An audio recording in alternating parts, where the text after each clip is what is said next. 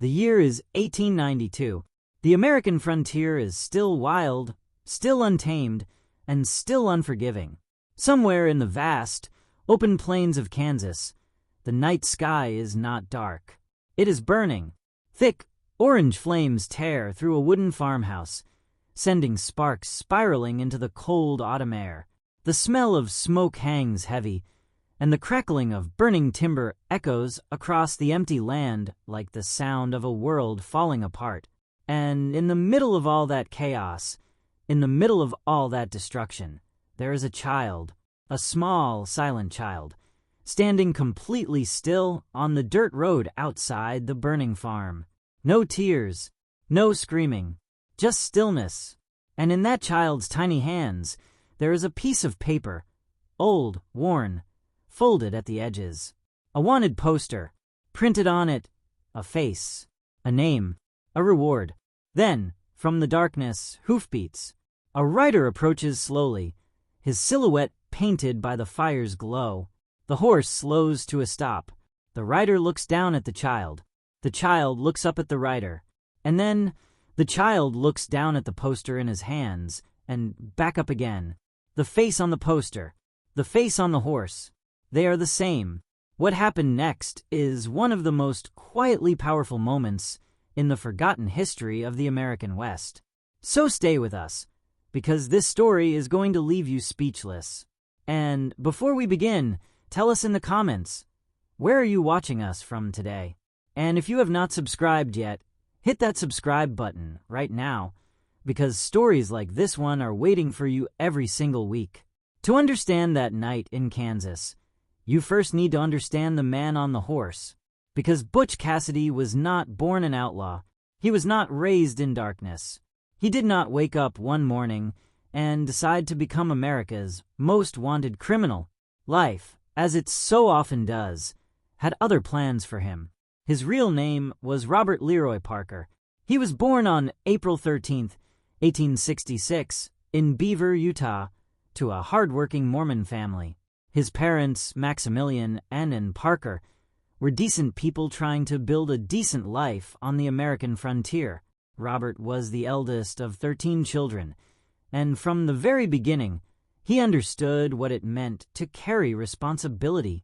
He worked on the family farm, helped raise his younger siblings, and lived the kind of simple, honest life that most people in the West were just trying to hold on to. But the frontier was a complicated place. When Robert was young, he befriended a local cowboy and cattle rustler named Mike Cassidy. This man, charming and clever, became a kind of mentor to the boy, teaching him how to ride, how to shoot, and perhaps most dangerously, how to see the world through the eyes of someone who lived outside the law. When Robert Parker eventually left home and began his life on the run, he took the surname Cassidy as a tribute to the man who had shaped him. The first name Butch came later, from a brief period he spent working in a butcher shop in Rock Springs, Wyoming. By the late 1880s, Butch Cassidy had already begun his criminal career. He started with small cattle rustling operations, then moved to bank robbery. He was clever, organized, and surprisingly disciplined. He recruited only the best men, people he could trust, and together they formed one of the most infamous outlaw gangs in American history, the Wild Bunch. Operating from a hidden stronghold in Utah known as Hole in the Wall, the gang robbed banks, trains, and peril wagons across Wyoming, Colorado, Nevada, and beyond.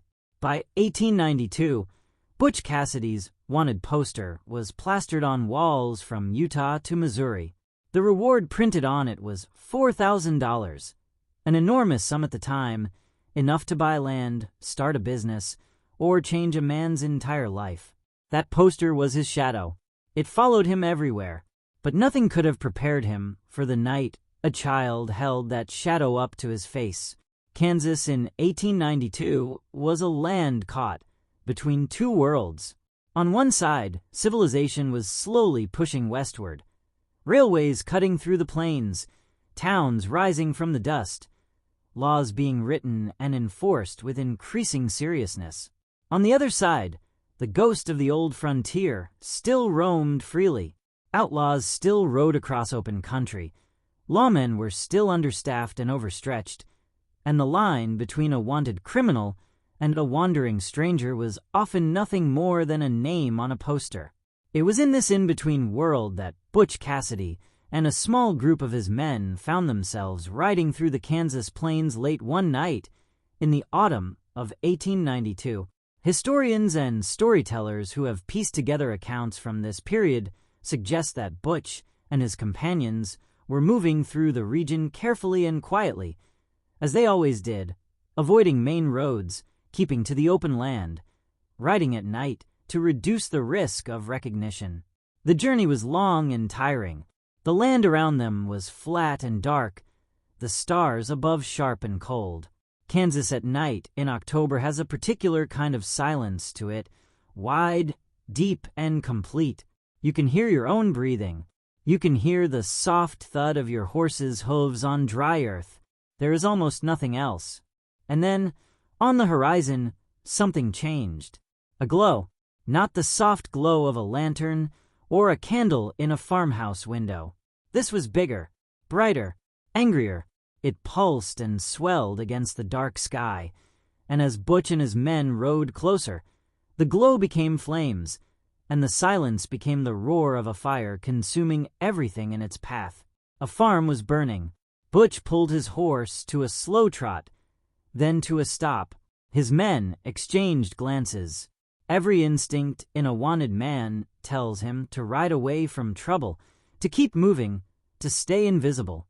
Getting involved in a burning farm meant questions, witnesses, risk. It meant exposure, and exposure, for a man with a $4,000 reward on his head, meant the end of everything. But Butch did not ride away. Something held him there. Perhaps it was the sheer scale of the destruction. Perhaps it was a deeper instinct, older than the outlaw life, that reminded him he was still, underneath everything, a human being. Or perhaps it was what he saw next. Standing on the road, completely alone, was a child. Farmhouse fires on the American frontier were tragically common in the late 19th century, with wooden construction, open flames for cooking and heating, and no access to organized fire services. A single unattended lantern or a stray spark from a fireplace could reduce a family's entire life to ash within hours. In the rural communities of Kansas, where neighbors could be miles apart, there was often no one close enough to help, and by the time anyone arrived, there was usually nothing left to save. What exactly started the fire at this particular farm that night is not recorded with absolute certainty. Some accounts suggest it may have been a cooking fire that spread. Others point to an overturned oil lamp. What is certain, from the accounts that survive this story, is that the fire had been burning long enough to have consumed most of the structure by the time Butch Cassidy arrived on the scene. The farmhouse was beyond saving. The barn, the tools, the furniture, the supplies, all of it was either burning or already gone. The family had lost everything. And for a farming family in 1892, losing everything was not simply a matter of material loss. It was the loss of a future. The seeds stored for next season gone. The equipment needed to plant and harvest gone. The shelter that would protect them through the bitter Kansas winter gone. In a single night, years of work and sacrifice could be wiped away completely. But where was the family? And how was this child still standing there alone? The details that have come down through this story suggest that other members of the family were perhaps nearby, attempting to salvage what they could from outbuildings, or collapsed in exhaustion and grief at a distance from the main fire. The child, for whatever reason, had been left standing at the edge of the road, small, still, watching the flames.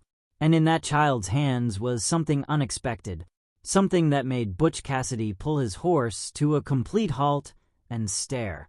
It was a wanted poster, old and wrinkled, clearly carried for some time. And on that poster, printed in bold black ink, was a face that Butch Cassidy knew better than any other face in the world. His own. Why would a child in rural Kansas be carrying a wanted poster of Butch Cassidy? The answer, when you think about it, is not so surprising. In the 1890s, wanted posters were not just law enforcement tools. They were, in a strange way, a form of popular media. In a world without television, without radio, and with limited access to newspapers, wanted posters were one of the few visual storytelling devices that reached ordinary people across the frontier. Outlaws like Butch Cassidy were not merely criminals in the public imagination. They were legends.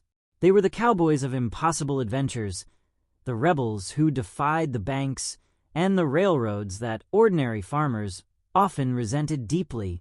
For a child growing up in rural Kansas, a wanted poster of Butch Cassidy might have represented something almost mythological, a hero from another world, a figure of fearless freedom, completely unlike the hard, grinding reality of farm life. It is entirely possible that this child had been carrying that poster the way another child might carry a treasured picture, as something wonderful, something exciting, something that made the world feel bigger than it was. And now, impossibly, that legend was standing right in front of him. Accounts of this encounter describe a long moment of total stillness. Butch looked down at the child. The child looked up at Butch. The fire roared behind them. The horses shifted nervously. And then the child looked at the poster, and then back at the man. And the recognition that passed between them was silent and complete. Did the child say anything? Did he speak the name? Did he ask if it was really him? The story does not tell us exactly what words, if any, were exchanged in those first moments. But what it does tell us is that Butch Cassidy did not ride away. He dismounted. He stood on the Kansas dirt road beside a burning farm, next to a child holding his own wanted poster, and he made a choice. The outlaw in him said to leave. The man in him said to stay. What Butch Cassidy did next that night in Kansas tells you everything you need to know about the man behind the legend. He stayed. He helped. According to the accounts surrounding this story, Butch and his men did not simply observe the disaster and move on. They stopped. They worked. They helped the family gather what little could still be saved from the edges of the fire. They made sure the child was not alone. And before leaving, Butch Cassidy, a man with $4,000 on his head, a man who could not afford to be seen, recognized, or remembered, left behind money, real money, enough to give this family a fighting chance at rebuilding what the fire had taken. Then he rode away into the dark Kansas night. Now, some people will hear this story and immediately question it. Was this real? Is this documented? And the honest answer is that the American frontier, particularly the outlaw years of the 1880s and 1890s, was not thoroughly documented. Stories passed through communities by word of mouth for years before anyone wrote them down. But here is what history does confirm, clearly and consistently. Butch Cassidy, throughout his entire criminal career, had a reputation for avoiding unnecessary violence and for occasional acts of unexpected generosity. This was a man who reportedly told his gang, from the very beginning, that they would not kill unless their lives depended on it. At a time when many outlaw gangs left trails of bodies behind them, the Wild Bunch was, by comparison, almost restrained. Witnesses and victims of their robberies frequently noted that Butch was calm, even polite. He was not cruel. He did not enjoy fear. There is a famous saying that followed Butch Cassidy through history. He never killed a man. Whether literally true or not, it speaks to a perception that was consistent across decades of accounts. This was an outlaw who had drawn a line for himself, who had decided that there were things he would do and things he would not. Robbing banks, yes. Robbing trains, yes. But harming the innocent, leaving a family to suffer when he had the power to help, that, apparently, was on the other side of his line. The child with the wanted poster had not exposed him, had not run to find a lawman, had simply stood there wide-eyed, in the smoke and the firelight.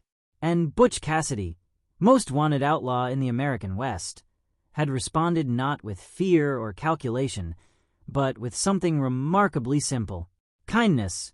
This moment in Kansas was not the only time Butch Cassidy's story complicated the simple narrative of villain and victim.